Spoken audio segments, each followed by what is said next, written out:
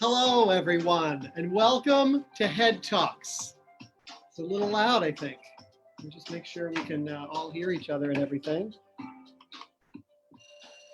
Hello, everyone, and welcome to HED Talks. I'm your host and the curator of speakers here at the HED Institute, Nathan Hartswick. As you know, the HED conference was scheduled for this weekend in Milan. We were excited to bring together some of the world's leading thinkers to ignite your curiosity, to inspire you to action as we all seek to create a better world. As you know, the conference in Milan had to be canceled not because of COVID-19, but due to a rat infestation in the conference center. But through the magic of technology, tonight we have brought 7 speakers here to give their presentations remotely. What's the catch? Well, these presentations are so earth-shattering, so paradigm-shifting, so bleeding edge that they've never been given in public before.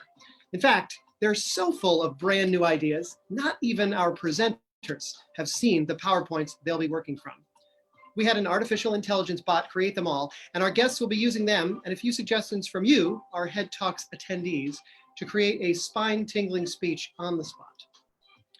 This exciting webinar is free to attend and sponsored by Vermont Comedy Club. We ask if you have the means, please donate to them at vtcomedy.com or Venmo at Vermont Comedy Club. Just so you know, all 7 of our presenters tonight will be remaining on screen. I'm going to bring them in a minute. They'll keep their mics open and we'll have some semblance of a live response from them. If you're in the Zoom audience, we ask that you click the chat button in the bottom of the screen. That will allow you to participate more fully in the experience. All right, so let's begin. Let's bring in our presenters. Are we ready? Here we go. I'm going to bring them all in. They're all going to say hi as they come in here. All right, great. Great. I'm seeing them all here. Hopefully we've got everybody here. Great. Okay. All right.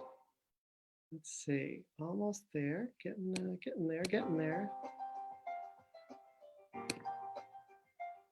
Everybody coming in here.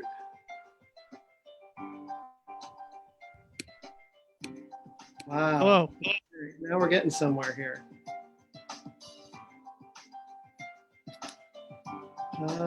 Still have a problem with this. Okay, great.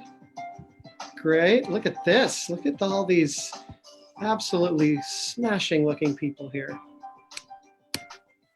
Okay. I'm gonna make sure we have the right amount of people here. Right. 2, 3, 4, 5, 6. I think we've got everybody. Who are we missing? Thank you for your patience, everyone. Yes, so many well-respected HED talkers. That's correct, Rachel. Excellent, excellent. Who are we waiting on here? Oh. Yes, I'm looking for your name. What a tangle.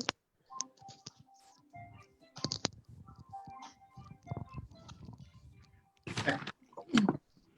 So Raven, are you not here yet? I can't even see you. Oh, there you are. Well, my video is not functioning. Okay. Well, it wouldn't be a remote brain trust here if we didn't have a few technical issues. And thank you for all of you for being here. We're not all here yet. What's that? We're not all here yet. I think there's still someone missing. Well, yes. We have one more. All right. I saw them on the streets of Milan today. Did you? Oh yeah, I still went to Milan. Did nobody else? Yeah. Oh yes, me too. Okay, so you weren't supposed to do that. It's very dangerous to be in Milan right now. Yes, I know who you're talking about. I think Stephanie is not here. I don't see her in the chat or anything. Oh, there she is. I just saw her pop on and pop off. Okay. Here we are, everyone. Here we are. We're going to do this. We're going to start because we've got to get going here. We've got limited time, and we're going to have the opportunity to hear these presenters do their talks, and then we're going to have. But before that happens, we're going to get a little inspiration from the audience to frame these things with. There she is. Hello, Stephanie. I'm so happy to be here. Sorry about those technical difficulties. We're happy to have you. And we have one more person, Raven, who is not quite in the room yet. We're gonna, hopefully she'll be able to make it in. Okay, well, we're gonna start with our first presenter. Are we all ready? Are the presenters all ready? Yeah. Yes. Excellent. Okay, first up, before we do this, before I bring out my first genius here, we need to give some direction to the speech he's about to give. So I would love, audience, for you to please type in the chat something that you are obsessed with. Could be in a good way or a bad way, but put something right in the chat there that you are particularly obsessed with. Birds. Okay, great. Birds. Excellent. Also pickled eggs. All right, we're going to start with birds. Pickled eggs might make their way in there too. What about this? What's something that not many people believe, like a non-fact or a myth or something particular that not many people believe? Flat Earth. Great, excellent. It is my great pleasure. Here, we'll do a little intro here. Ladies and gentlemen, it is my great pleasure to bring out, this is from a PowerPoint he's never seen before, and he's an expert on birds, and he's given his talk about birds and its connection with flat Earth. Will you please welcome Connor Listoka, everyone? Thank you. Thank you. Yes. All right. The avian population of our Earth is known to outnumber the mammal and insect world by a factor of 10. And that factor of 10 manifests itself in many different ways, notably the control of the weather, as well as the influence throughout history of many of our great thinkers. But in no greater way does it manifest itself than in the avian population's ability to control the shape of the Earth.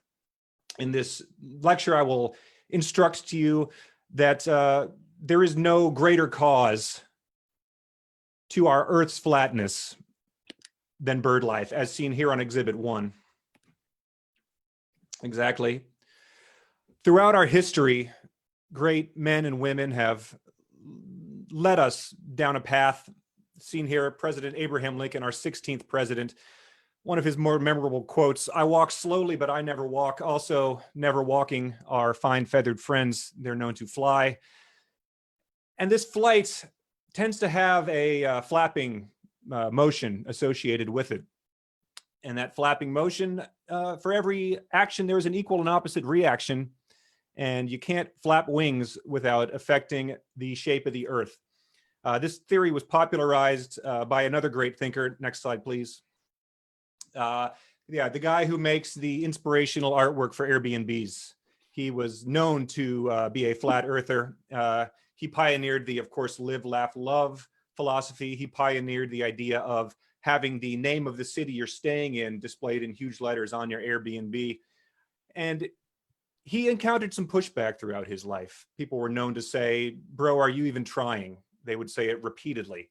And what he was able to do was create shareable, meme-like artwork to advance his theories, notably the theory that we do have a flat Earth and it was caused by birds. So you do relax often, you do read more, all those things will manifest itself in the true knowledge, and that true knowledge will reveal to you truths such as on our third slide here.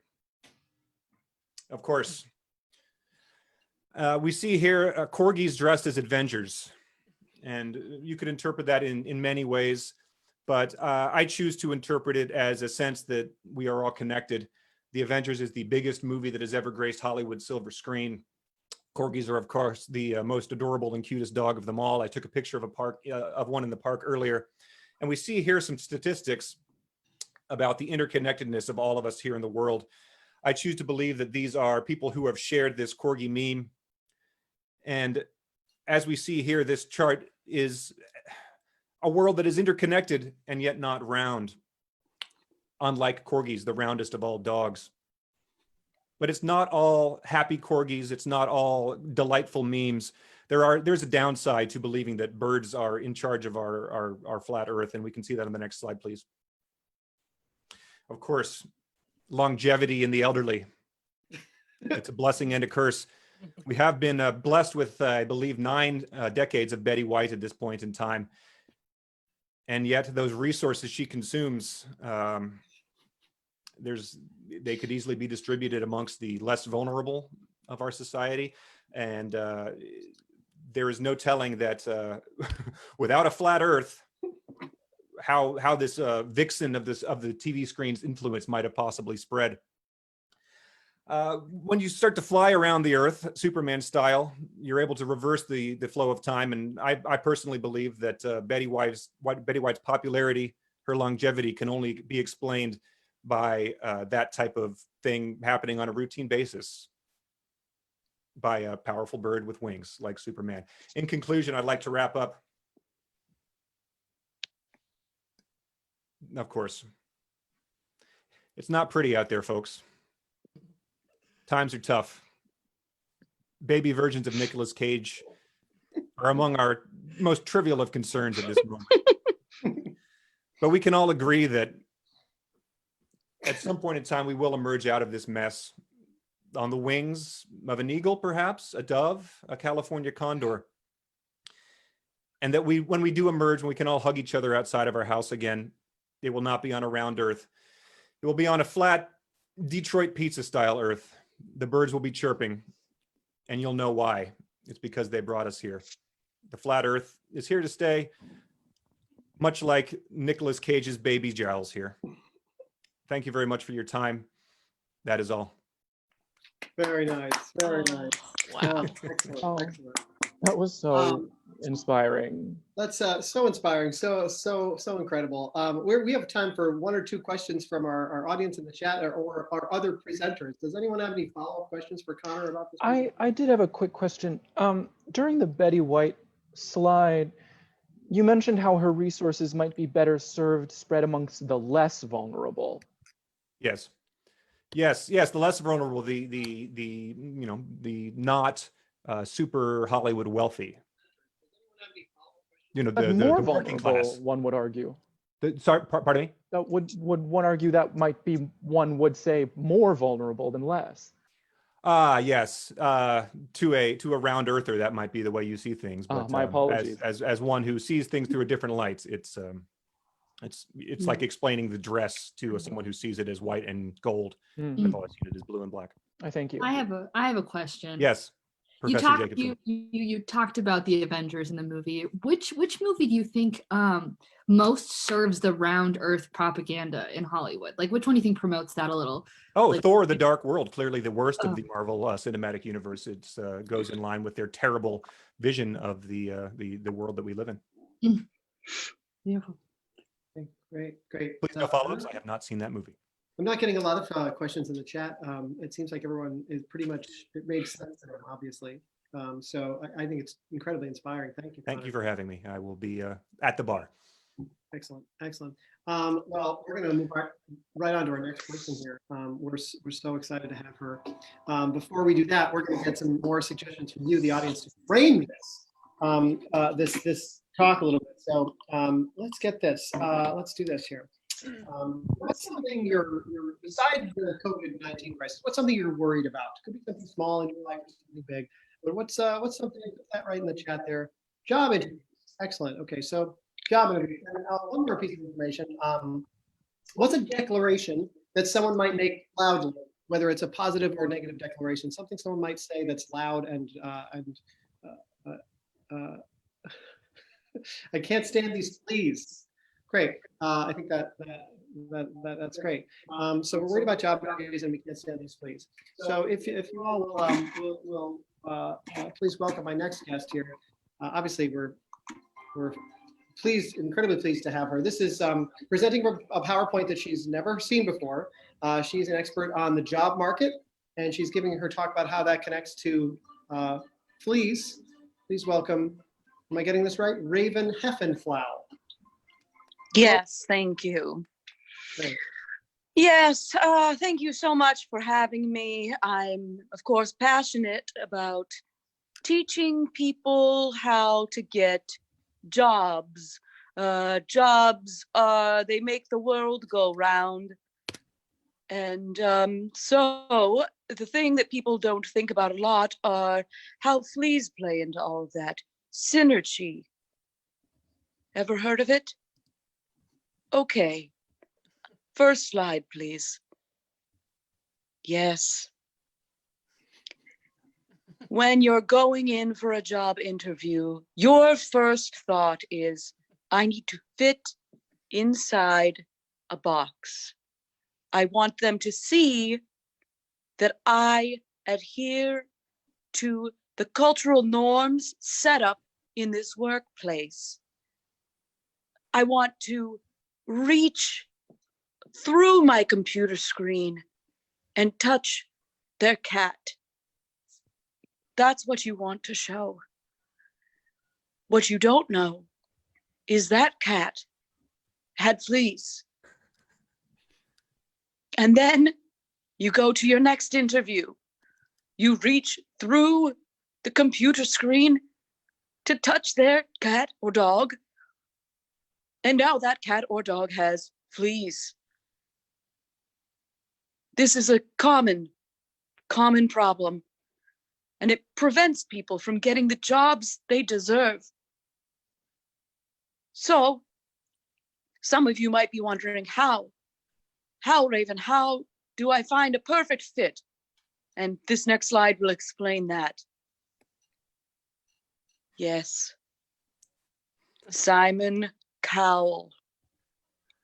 Of course, Simon Cowell, the most charming of all of the American Idol judges, and has moved on to bigger and better things. Also, you might notice another picture in there, and you might think, oh, what is that kinky dark eagle man doing?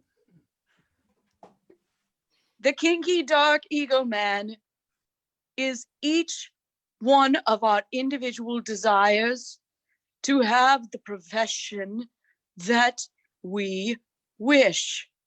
Whatever your dreams are, but don't fly too close to the sun.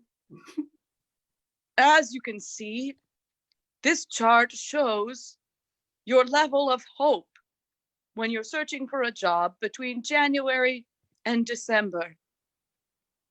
It goes up, up, up, up, up, like Icarus towards the sun. And then it drops. And it drops you down to the level where you're depressed enough to watch reruns of American Idol. You do that for a few months, and then you get through it because Simon tells you to get up off of your ass. You can't sing. You can't sing, Raven, and you'll never make it on this show.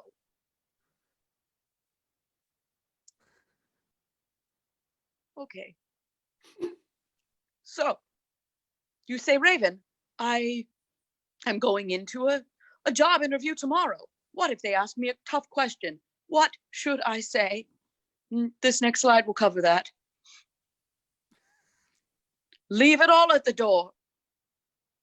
Leave everything you hold dear at the door, because they will ask you about it. And if you don't leave it at the door, you're going to have to tell them, and they might not like it. Something else they might not like that you should leave at the door is your fleas.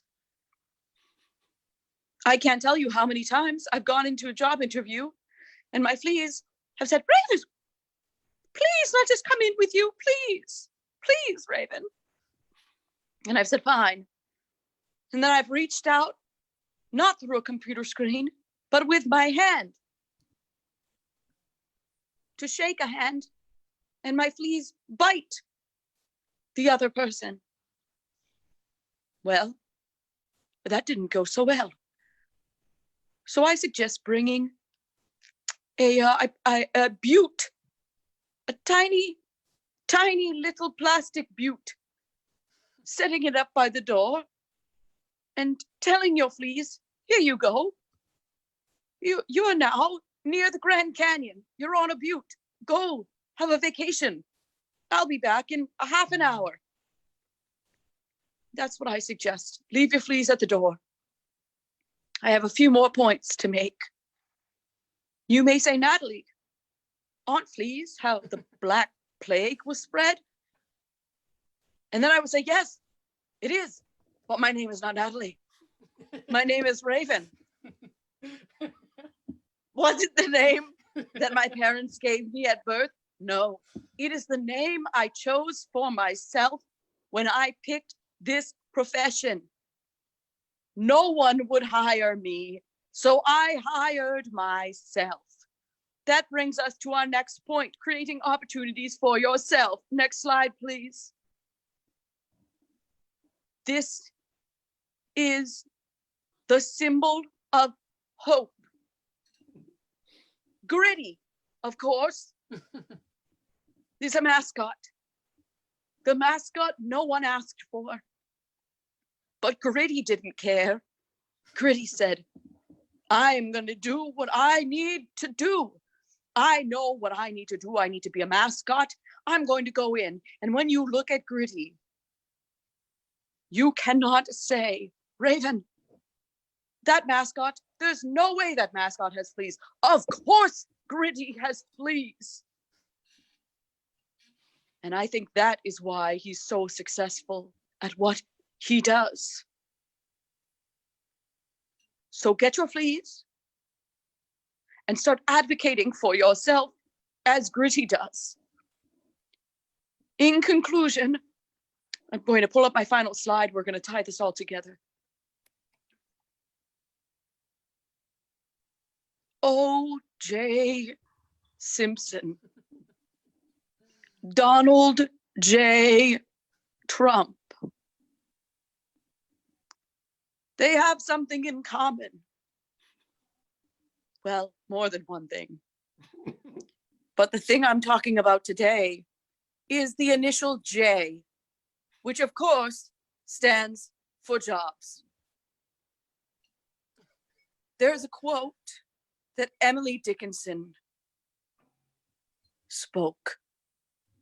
Hope is the thing with feathers that perches on the soul. If hope is the thing with feathers that perches on the soul, that is your dark, erotic ego man when you first start out your quest for a job. And I would say what you need is the opposite of that. Hope is not what you need. Please go back to the previous slide if possible. You need this. You need gritty, grit, determination, and fear. Look deep into Gritty's eyes. Give Gritty a hug, absorb his fleas, and get to work. I thank you. Wow. Wow. Wow. Powerful stuff. Powerful stuff. I think, I mean, I'm perfectly clear, but perhaps some of the people in the chat might have a question or two before we move on for Raven. Yeah. Yes, many people might have questions, as I know my intellect is unrivaled. Someone would like to know if J is for Jobs, was Steve Jobs OJ's boss? Oh, yeah. Was Steve Jobs O.J. Simpson's boss? Mm-hmm. Now you're starting to get it. It goes way deeper than you ever thought. Who do you think was in the trunk of the Bronco? Okay, interesting. Someone else would like to know, when were you on American Idol? Well, that's a little bit of a sore subject.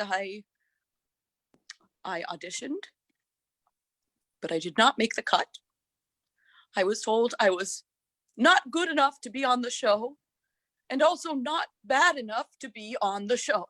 Wow. I mean, we need to wrap this up here, but the people just want to know so much about your thing. Does Flea from the Red Hot Chili Peppers have anything to do with this? Someone wants to know. Oh, now you're getting it. I was wrong. There are some smart people in here after all. Yes, of course he does. Why do you think he never wears a shirt? Didn't you think that erotic eagle man looked familiar? He Was also that wasn't Flea? wearing a shirt. It was Flea. Oh. Wow. Before he got all of his tattoos, Flea and I go way back. Wow. Wow. That's incredible. All right, well, we're going to have to move on here. We thank you so much, Raven, for your time and for your intellect. It's incredible to listen to. We're going to move on to our next guest. We need some more suggestions from you. You all are doing wonderfully in the chat. Thank you so much for participating in this seminar. It really helps us. For our next guest, we need something, put something in the chat. What's something that you feel is a little dangerous, just a little dangerous, like skydiving or, you know, killing a spider? Fire is very dangerous. Hugging is quite dangerous now. Petting stray dogs, raw egg. Okay, great. I'm going to pull from this. I'm going to pull the raw egg thing. Seems like a good one to me. And then another thing I need from y'all is an opinion that someone in your family holds strongly, like children should be spanked or something like that. What's something that a family member of yours holds as a strong opinion? That blueberries are the devil. We'll go with blueberries are the devil. Interesting. That's an interesting thing. Friends come and go. I like that one too. Okay, that's what we're gonna go. We're gonna go with raw eggs and friends come and go. Great. All right. Well, it's time for our next presenter here, folks. Here she comes to present from a PowerPoint that she has never seen before.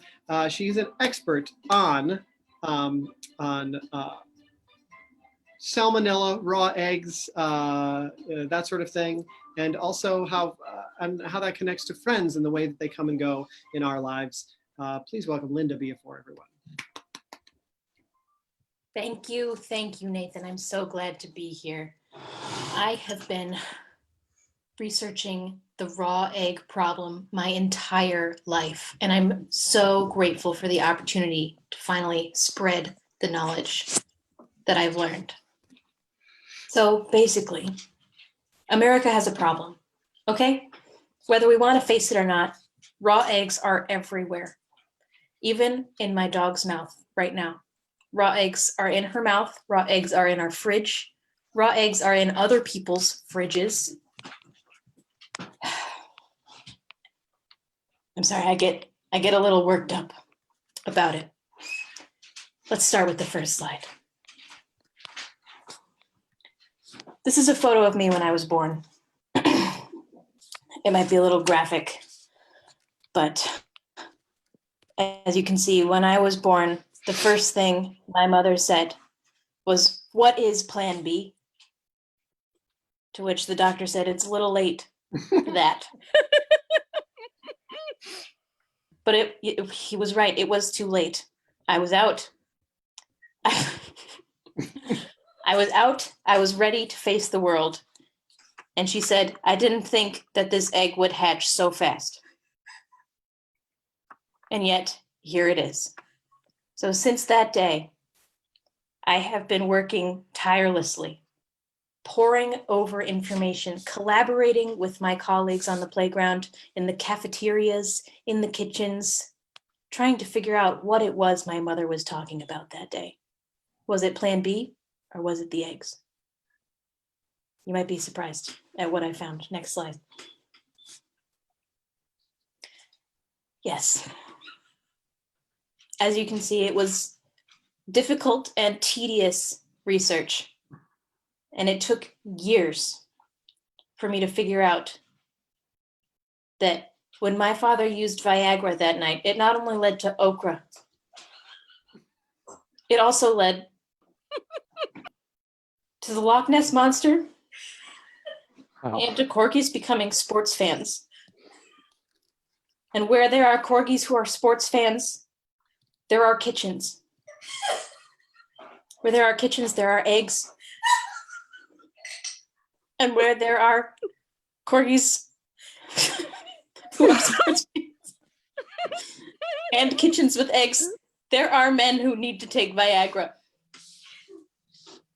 But it wasn't always so straightforward. When I reached high school, some of the worst facts were starting to come to light about the raw eggs, the Viagra, the Plan B, and the okra. Really shocking truths that even I had a difficult time digesting. Like this. Next slide.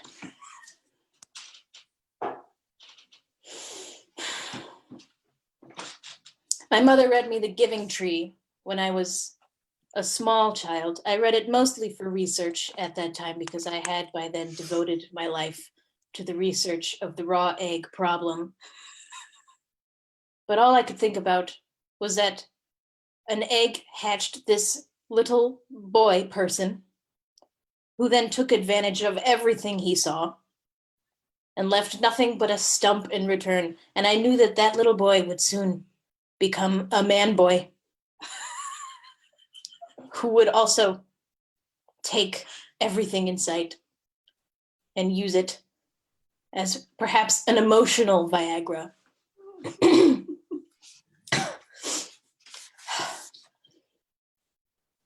But again, it all comes back to eggs. And what I finally figured out in a terrible turn of events was that where there are eggs, there are things that you feed your friends that might kill them. Like this. Next slide. Scenery. Some say that though boys mans like this do not need to take Viagra, they do. And though they do not have access to the documents, they do. America knows what is happening. America knows there are eggs raw, waiting to be hatched, waiting to be eaten, waiting to come out of the fridge and destroy us all. But though these boys are friends, soon they will feed something to each other that has once contained a raw egg. And that is where the saying, friends come and go, originated. You cannot have a friend without feeding them something that involves an egg. Otherwise, you are not friends. But my research concludes that if you were friends, you would not feed your friends anything that includes an egg. So in conclusion,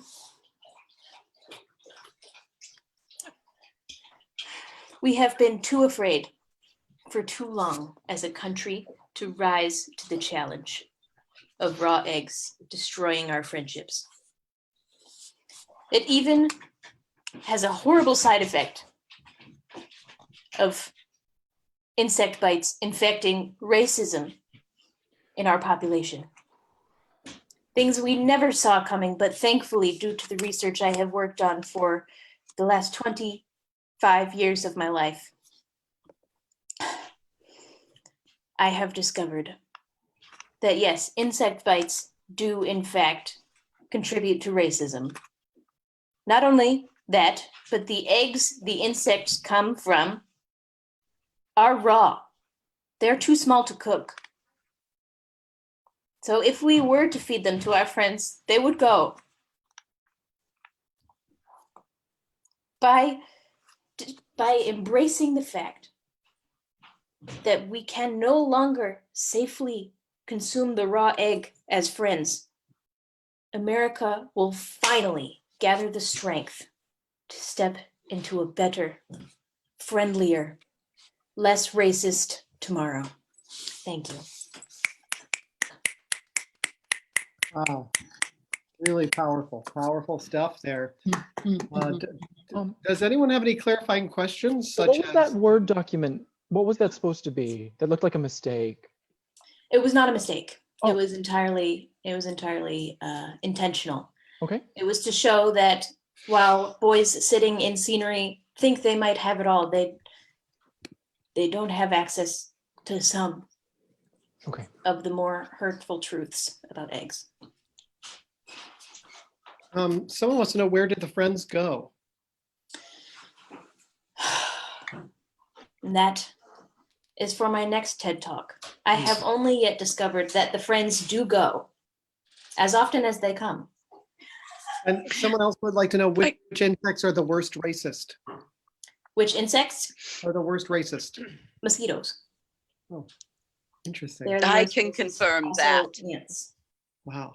I'm sure you know what I'm talking about. When you've seen a mosquito, you've also seen a Confederate flag, and that's why we should stay away. Right, right.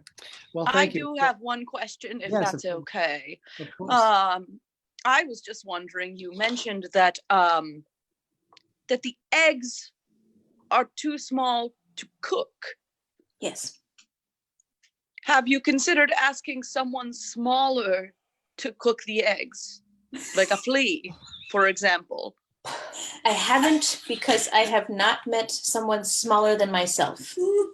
Oh, well, this is what these conventions are all about.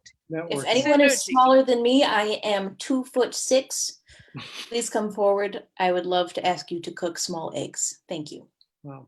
Absolutely fascinating, riveting stuff. All right, we're going to move on to our next presenter here. Before we do, let's get a few more suggestions from the chat here. You guys are doing wonderfully. What's something that you think will be a problem 50 years in the future? Like your, I don't know, your flying cars will break down. Virtual reality sucks. Okay, robot I rights. don't like the way Sonic is looking at us. Great. And what about yeah, Sonic is that's inappropriate. And these are all great. What's a sentence you might find in a fortune cookie? Like you will have great luck today or something like that. Something you might find in a fortune cookie. Beware the tilde. Oh, excellent. Everything will become apparent. Ooh, very good. Great. I love this. Wisdom, it's baked in. Okay, great. Here's what we're going to do then. We're going to take robot rights and we're going to take wisdom, it's baked in, I think is great. So here, if you will now welcome doing a PowerPoint they have never seen before, an expert on robot rights and also, what was the other one I said? Wisdom, is that what I said? Wisdom, it's baked in. Baked into the robot rights issue.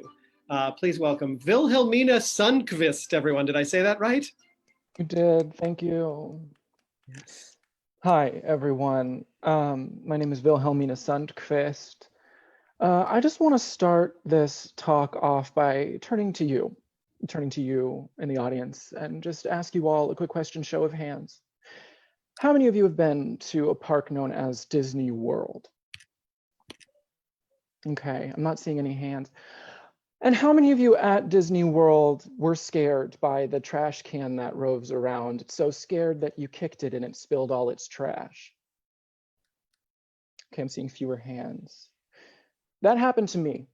When I was a little girl, I kicked and murdered a little trash can robot that roved around Disney World. And ever since that moment when my dad pulled me aside and said, there was a man in there, I became obsessed with robot rights. We'll go to the first slide in just a second here, not yet. Okay, all right, okay. I want to show you a painting that my dad gave to me that day that inspired me on my journey to more understand the neurotic pathways, the interconnections, and the similarities between humans and robots. We can now go to the first slide. Thank you. Yes, thank you. My dad painted this for me when I was 5 years old. You may look at this and say, Wilhelmina, that's two separate paintings. No, it's not, it's one. It's one painting to be understood as a whole. In the top left there, we see a screenshot from a video game he invented where you're supposed to bring drunk friends home. From the bottom right, we see, am I allowed to say Elmo? Mm-hmm. Okay. We see an Elmo who's on fire.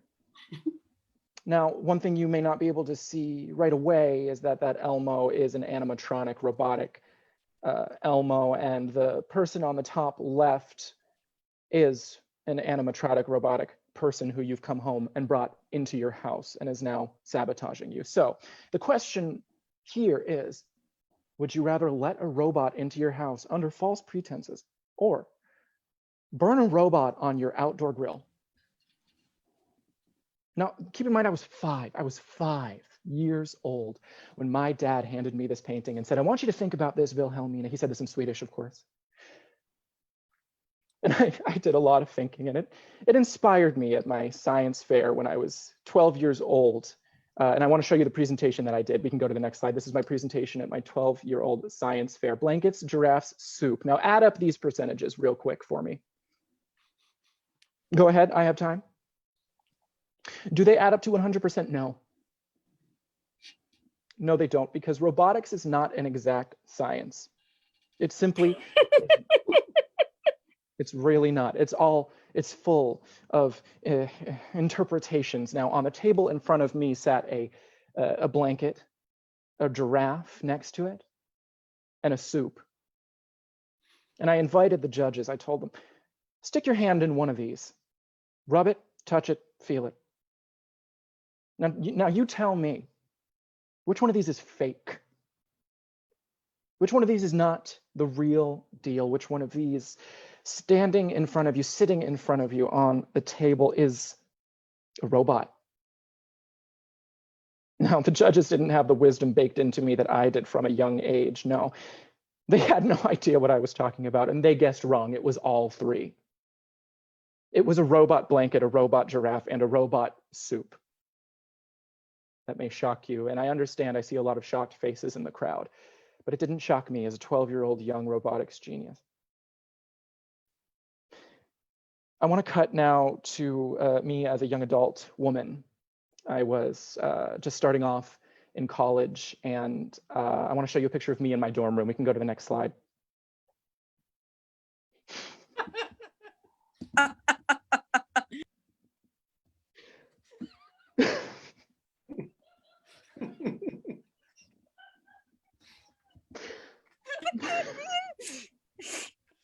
I'm sorry I get emotional. This is me in my dorm room.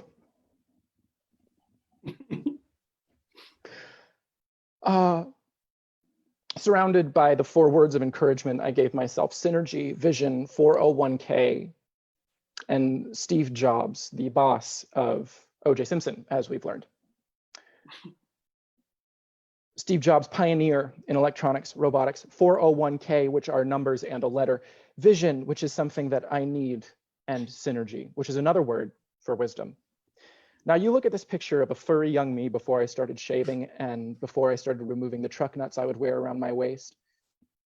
And think to yourself, Wilhelmina, that's a squirrel. That's a squirrel. That's a creature.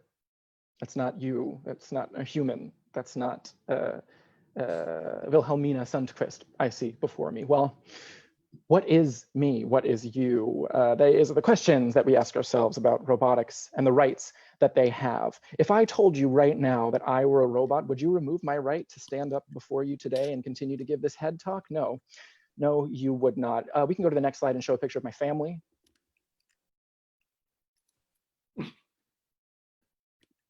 I am a robot. The painting from slide 1, that was computer generated. This is my father. He is an America Online floppy disk, and my mother was the plays of Shakespeare. One day, a hapless librarian shoved a floppy disk into the plays of Shakespeare as a bookmark. And out of that fell me, a little robot named Wilhelmina Sundquist. Insert disk into your floppy drive. Oh, my father. He died recently. He was made obsolete. And I ask you, do I not have the right to mourn? Do I not have the right to grieve? I'm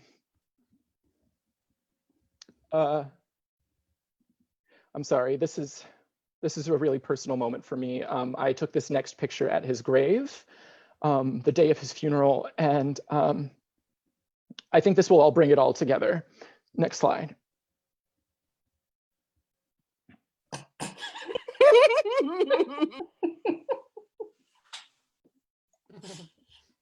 As you can see, he was a very special floppy disk. He carried a lot of data.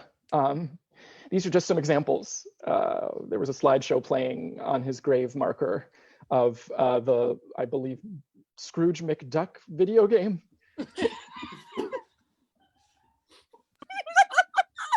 And a Nick Nolte Sexiest Man Alive 1992 People Weekly magazine. Who's that blonde? Delta Burke does Mardi Gras. So he carried a lot with him, and I like to think that I carry that with me as well. if I could have him back here today, if I could unearth that floppy disk and show it all to you, would you not allow that floppy disk to vote? Do you not think it has the wisdom baked into it to cast a vote in our gubernatorial election coming up here in Milan? I look around that room and I see a lot of faces that tell me you would let him vote. No, I'm almost out of battery, so I have to go, but this is for you, Dad. Thank you very much. Wow. Wow. Very, very moving. Very I have a moving. question. Oh, yes. Please jump right in. What is your favorite phrase in Swedish that your father taught you? Yeah. My favorite phrase in Swedish that my father taught me? Yeah. Yeah, Greta Thunberg. It means, it's hard to translate. It's not an exact translation, but basically the gist in English is, you are the fire of my throat. Wow. It's just it's a way to say I love you, basically. But I don't know. It's just my favorite. Over here. Yeah. Yeah, you have a very interesting family dynamic. I was curious about more of your family tree. Your father was a disc, your mother was a works of Shakespeare. Like, where did that branch out from? But you're asking about my sibling. Do I have any? Like your grandparents, like just sort of like where the origin. I guess one could argue that my grandfather is William Shakespeare himself, the bard. My grandparents on my father's side is Steve Jobs. I just put that together. Well, Wow. well, And yes, to answer Anna Levine's question, yes, blanket, giraffes, and soup were good friends of mine. Keyword were, they are all dead now. this is, we're very sorry for all your loss, really. It seems It's, like maybe you're it's not. important that I'm here. It's important that I'm here. I hope that it's healing for you. Sometimes I get the sense that maybe it's a little too soon for you, but maybe we should have booked you next year. No. I'm happy to be here. Okay. No, I'm happy to be Well- here. As you can see from my brain scan, I am perfectly happy to be here. Yes, interesting for a robot to have a brain scan behind it. Neurotics and neuroses and Sure. Okay, neurons. great. Well, thank you very much, Wilhelmina. We're going to move on here now to our next presenter here. Before we do that, we're going to get a few more comments from the chat here. Let's do this. What is a pet peeve that you have? Could be people not putting their grocery carts back. Could be loud chewing. Love that. Not using your blinker. Oh, I agree with that for sure. Too much ice. Great. So we're going to do that. And now we need one more thing here. Some good advice that someone has given you. A bit of good advice that stuck with you that someone gave to you that you just remember someone saying to you. Chill the fuck out. Great. Well, a little bluer than our head talks usually is. The key to happiness is to lower your standards. I like that a lot. So we're going to go with let's go with loud chewing and the key to happiness, lowering your standards. I like that. So we're very excited now to have Professor Jacobson of the University of Michigan at Ann Arbor. Go blue, go big blue. Yes, presenting your presentation right now. Yes. Hello, everyone out there. Can you see me? Can you hear me? Yes, Not frozen. I just got yeah. That was a little joke I do for the kids back at school. I'm missing them a lot. If my 101 class is out there watching, guys, thank you so much. How do I get this to work? All right, there I am. There I go. Where am I? Okay, there it is. I genuinely lost the PowerPoint, but I'm back. I'm back. Don't worry, I have a master's. It's fine. All right. So let's start with our first slide. The question we've all been asking on my first slide, the question we've all been asking.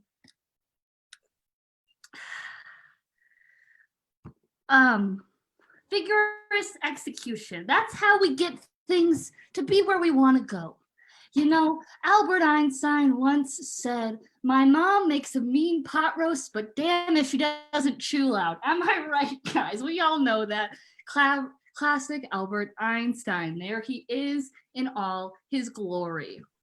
And I've been a fangirl, if you will, of Sir Einstein for a good, well, my whole life. How old am I? I'll never tell, my whole life. 40 years. Okay, fine, there we go. And he talked about loud chewing, and I can't stand it either. It's disruptive, it's rude. I'm trying to do my thing, you're trying to do your thing. How can we coexist? Well, the key to coexisting is shown on my next slide here. The key to coexisting. You see, it's all about waves. We got a wave of fire, a wave of trends with Paw Patrol. You got the nice water there, and a wave of countries through money and time. It makes you think, waves, what comes in waves? Well, just about, this is all going up. See, the graph is going up, the water goes out, but the way for you to fix your life is to lower your standards and not chew your food as loud. All right. Well, see, it's a big pet peeve for a lot of people, as my research shows on this next slide. My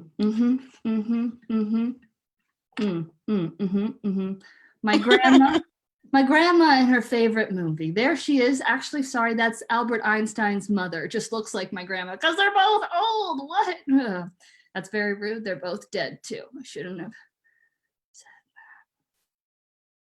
that. I'm sorry. I don't have a lot of practice talking to the camera. Can you see me?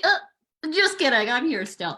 But as I was thinking about, Albert Einstein's mother chewed very loudly, and the Green Book was a true life story that I was very, very interested in hearing. But they took the least important character and made it from his perspective.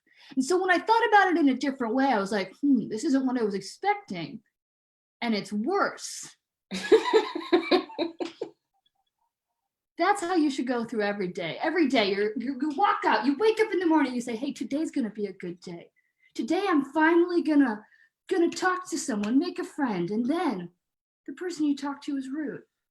You just reshape it, you reframe it, you lower your standards and say most people are garbage, and I just met another one. Diamonds in the rough, we'll find them. All right, next slide.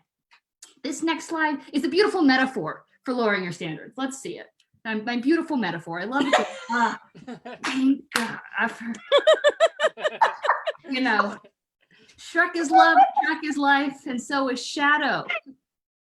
I'm not embarrassed by these images. I'm thinking of a beautiful, succinct metaphor. I'm not embarrassed by my love of erotic Shrek. I'm not. And you thought you were gonna have a beautiful, succinct metaphor. My metaphor is a metaphor within a metaphor. It's a metaphor. Get meta? It's a metaphor. It's a metaphor. I wanted you to lower your expectations, and what did you get? You got the perfect slice of life. And now you'll think about this. You'll think about Shrek fucking a donkey. Well, that woman next to you in the kitchen, in the local cafe, whenever we're allowed to go back. Am I right? Look, quarantine. Whenever we're allowed to go back, you'll be like, I was expecting to have a nice, sweet lunch with myself on my 30-minute lunch break at my job where I get paid $11.15 an hour. But here I am next to a woman who is chewing so loudly she could wake up my dead father. But you know what? Maybe she had a rough day. Maybe she has a dead father too. Now we've bonded, now we're friends. My expectations of my lunch have been lowered.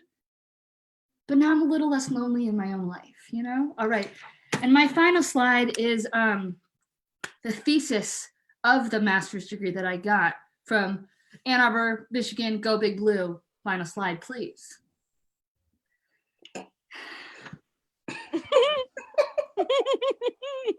Say it with me.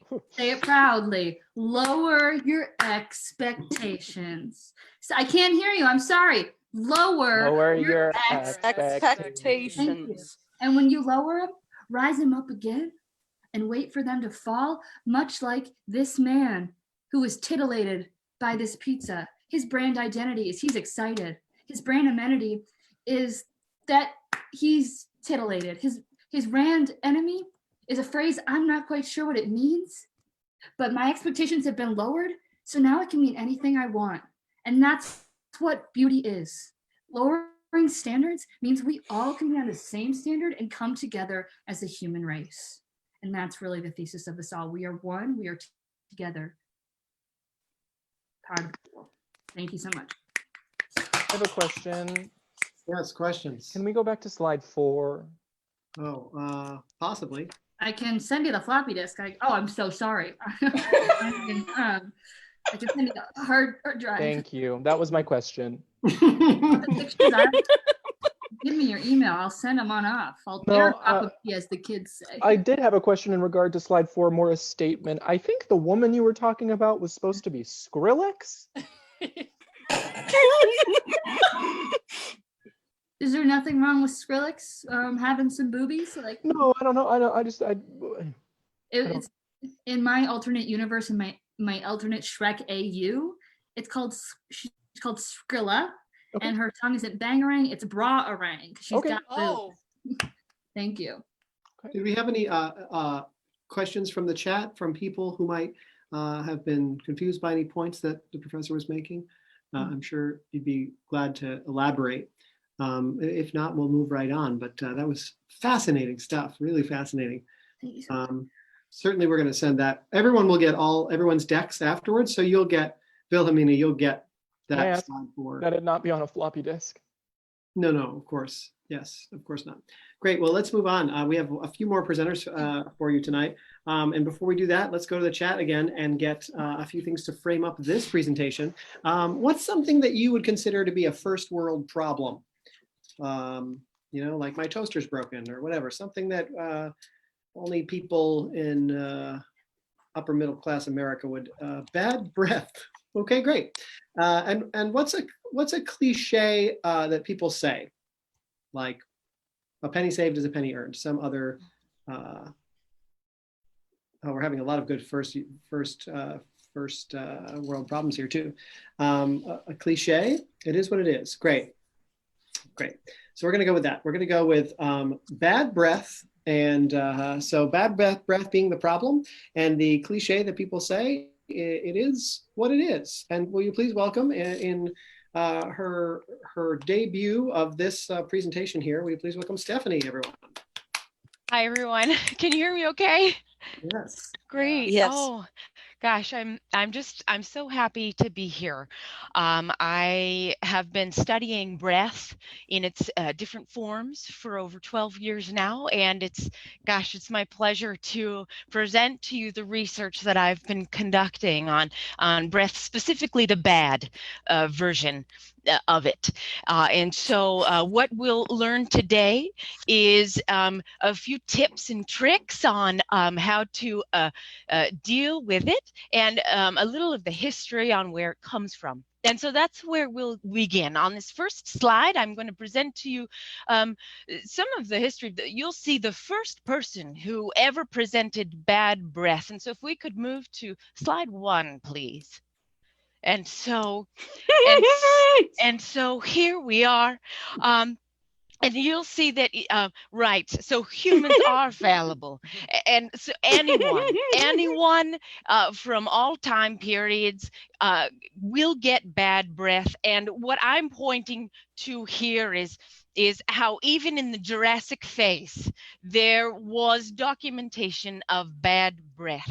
And you can only imagine what we experienced from the dinosaurs and the lovely men. Gosh, if you just take a moment to look at the glisten on the chest of. Well, I'm sorry, folks. God, and if you'll notice, the glisten. So what we learned from history is that when you open your mouth, and you've got bad breath, particles of dew will drop out. And we've learned this recently. You'll know from that 6 foot distance. And so the glisten will come out of from your mouth from 6 feet. But you'll notice right here that it can also land right on the chest. The And so if we can move forward to the next example, what we'll find here is that an example of what to do with the bad breath. And we recommend exercise. And I do want to note that this is my first PowerPoint presentation. My images are not my own, and so I do want to give credit to the folks who produced them. You'll see here, Friendly Stocks provided these photos, and I just want to make sure that we give credit to that, and so that I don't want to get into any trouble. But what you'll notice is that we've progressed into a new phase, and then where the glistening disappears, and what we can see here is that breath brings us together, so it can go across the species. And when you do have a bad breath and two mates come together, and they both share that, you can get transportation with your bad breath, because I'll give you one example. I was looking for a ride to the downtown a few weeks past, and what I did was I just opened my mouth and I shouted, "Hey, hey, I need a ride." And wouldn't you know it, another fella came by, and he was riding on a bicycle, and he said, "Hey, I also share that feature breath. Would you like to hop on?" And it happened to be a dog, because dogs do share the commonality of a bad breath. And so and dinosaurs too. And I just wanted to point to history here, is why I'm bringing up this slide. And so the next progression is the turn of events, when breath started to bring us even closer together, and a turn of events here, when you can use breath to share with your loved ones. And so here's a family photo from a couple of folks that I work with, where they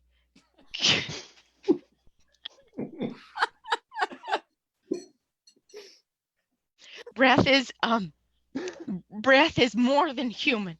It's not part of the research that I've done, and that's what I wanted to bring up here. And so the subjects that I wanted to mention were just a few of the Toronto, Childish Gambino, we in print, obviously, and a pumpkin spice lattes, and misdemeanor shoplifting. And so what do these folks all have in common is they lead to poor hygiene, if you know what I mean. But they sure do. The three pillars of bad breath are connection, opening your mouth, and and just working through it, obviously. And so I wanted to bring these folks together, Toronto. I do want to take a moment to pull out the pumpkin spice here, and that issue. So pumpkin spice was brought about in the 1830s. It was the first first mention of that beverage. And it was the first time that coffee brought about a mixed reaction from folks on kind of the first, "Hey, that tastes good," but then a couple minutes later, folks kind of backing up and saying, "Too much, friend."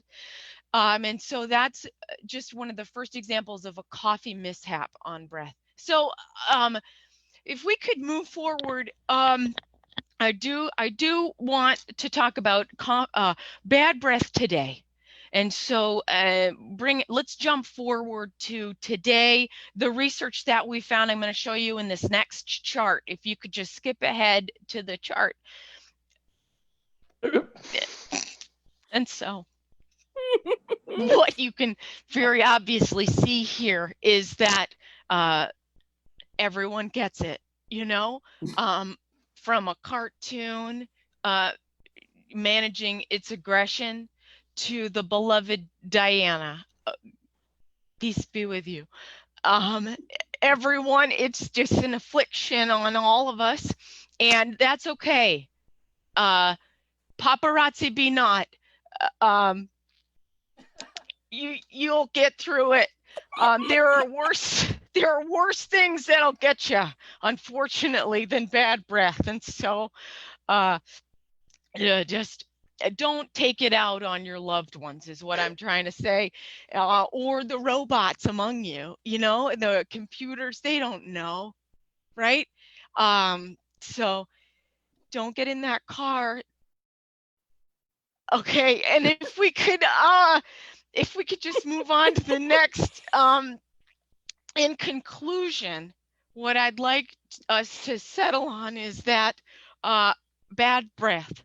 It is what it is, and some might feel like it's a gift, and others might feel like it's a curse. But on Mother's Day, anything goes, right? And so just if you could pull on a cap or two, put on your tighties, and just get in the ring and show them what you've got, because bad breath will bring us together, and just make do with what. Do you know what I mean? I think I get it. Okay.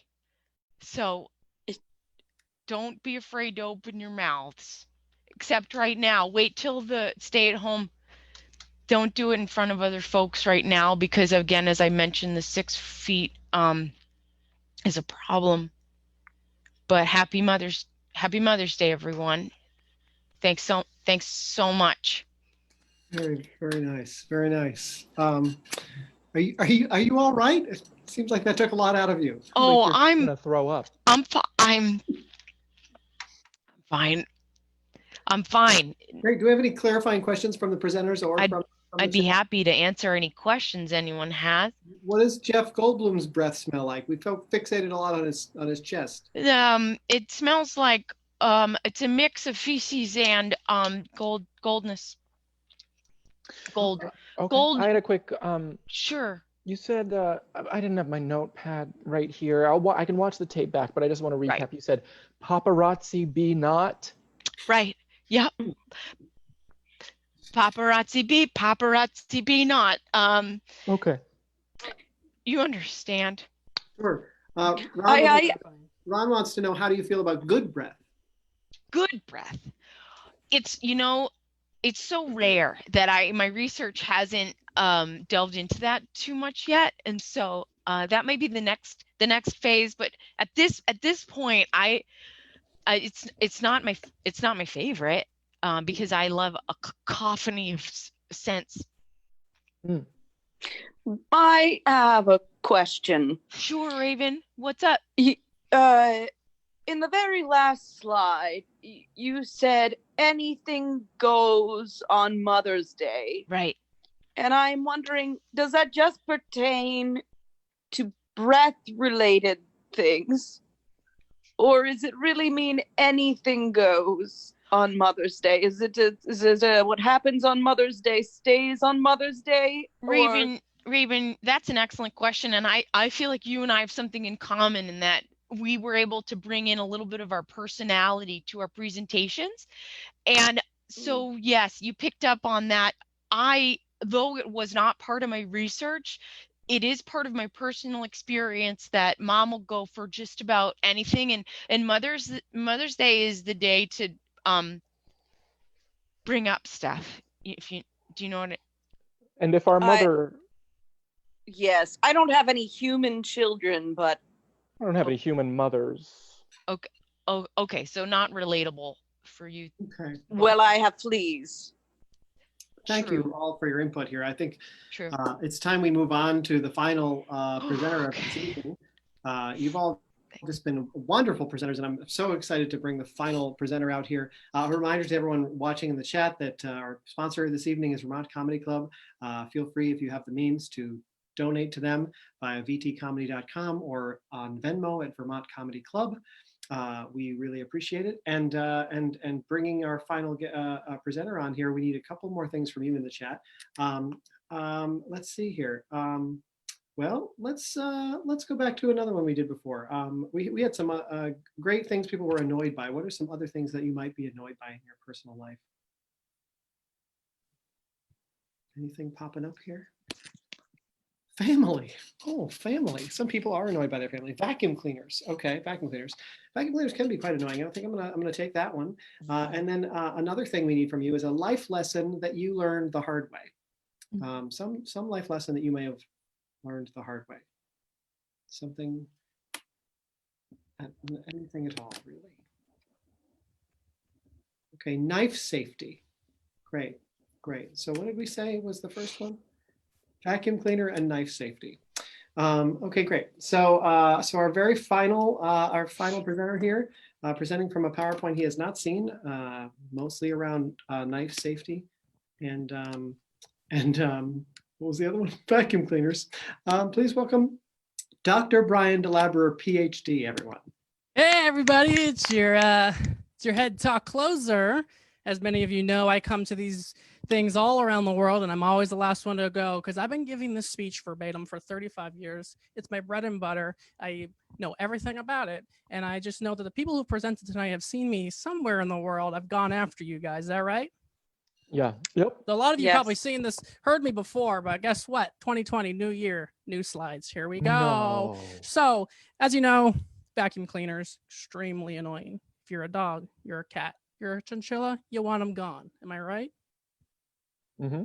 Yes, you want them gone. You'll attack them when they turn on. And as humans, things that annoy us are called pet peeves, and our pets are peeved by them. So what's this mean? It means we're connected to our animals. And this first slide is me the first time I brought home a vacuum to my dog. Let's see it now. So I have a lot of Pomeranians. Okay. Here's these are my Pomeranians from left to right. We got Priscilla, Demina, Katrina, Latina, Sarah, Kara, Vera, Lara, and Taniel. So these were all brought home on the same day. I got them from a rescue in Jacksonville, Florida. Go Jacksvilles. And so here they are.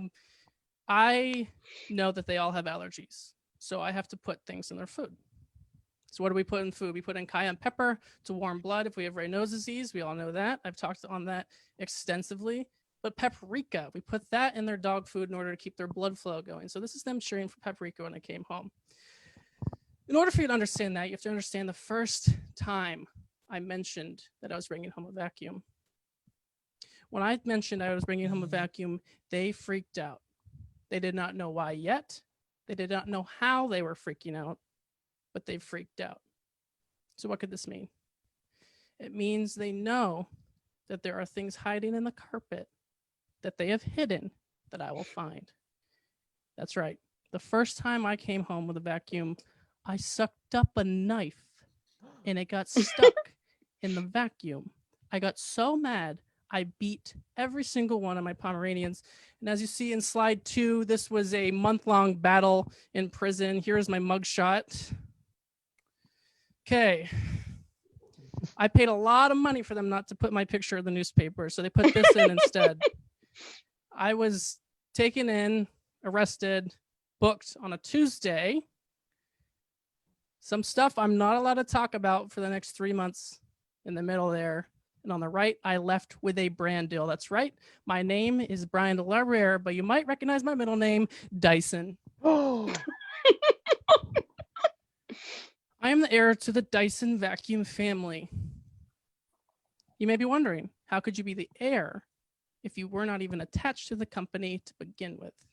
Well, that's a funny question, and it has a funny answer. But for you to understand that, you have to understand who Mr. Dyson was.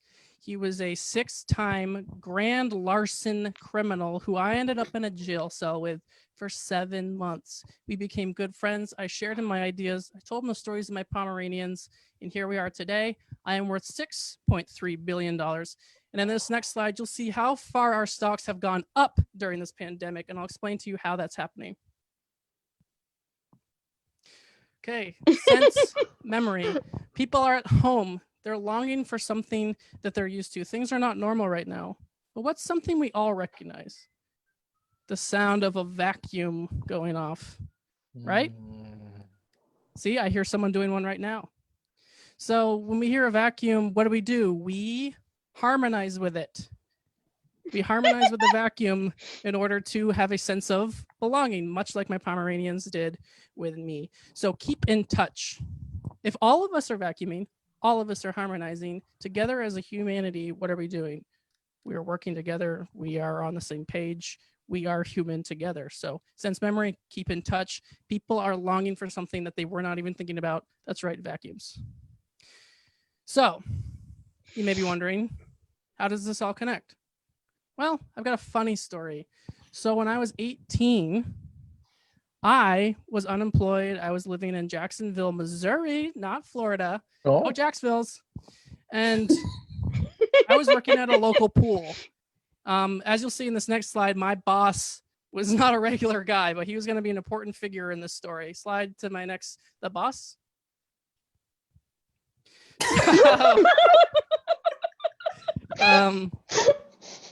So this brings up two things.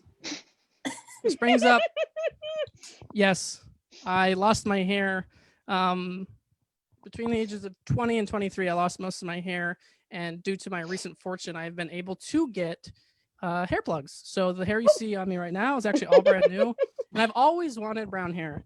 It's something I've always wanted. And there's no shame in doing any body modifications as long as you're the one that chose to do it and you're the one that paid for it. And that's both things I did. And I used to have red hair, but you know, it's a lot of maintenance. And there's my boss. That is Jackson, the Jacksonville, Missouri Bear. He used to run the local pool. He was actually funny. This is actually a funny story. He was considered the smallest full-grown bear in the state of Missouri, but ironically, due to the chlorine, it made him grow. It mutated his genes, and he grew that big within the next 3 months of me working there, and he no longer was considered the smallest bear, and they fired him from his position of boss. So we are still in touch today. That is the last picture I have with him, but I'm hoping, I think I saw him in the chat tonight, so I'm looking forward to connecting to him. And so you may be asking, vacuum cleaners, knife safety, what does this all have to do with anything? Well, I got 3 simple words for you.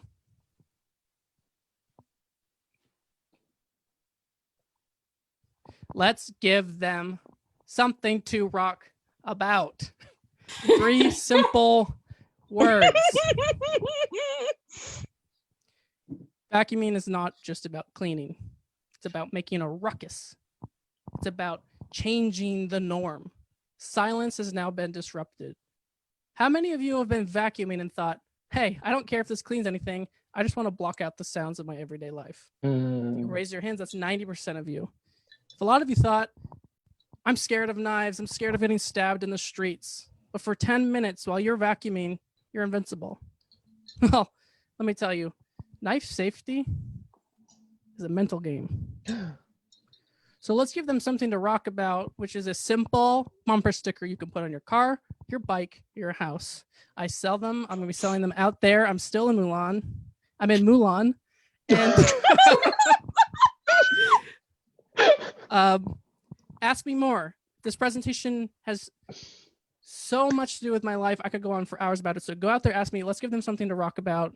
Go home, vacuum, and connect with your fellow humans. Thank you. Wow. I have a question. Yeah, we have a lot of questions. Yeah. Yeah. Can we go back to the first slide real quick? Maybe. Yes. Hang on. Let me Just go back really quickly. hang Well, on. you said that you picked them up from Jacksonville. Was it an act of aggression on your part to dress them in Miami cheerleader uniforms, Miami Dolphins? Yes, this is a subtle dig, as we say in the South. Okay, and then I didn't have my notepad. What were their names? Okay, we had Barina, Cecina, Katrina, Latina, Sarah, Cara, Bera, Darren, and Clarin. Yep. Okay, thank you. That's correct. Great. Are there other questions? Lots of other questions here. What is your PhD really in? Someone wants to know. Metaphysical relaxation. Oh. Interesting. Okay. Something I studied for upwards of 10 years Mhm. while I was. Did you say you're in Mulan right now? Yes, I'm in Mulan, where the TED Talk is supposed to be taking place. Oh, I'm in the auditorium right now.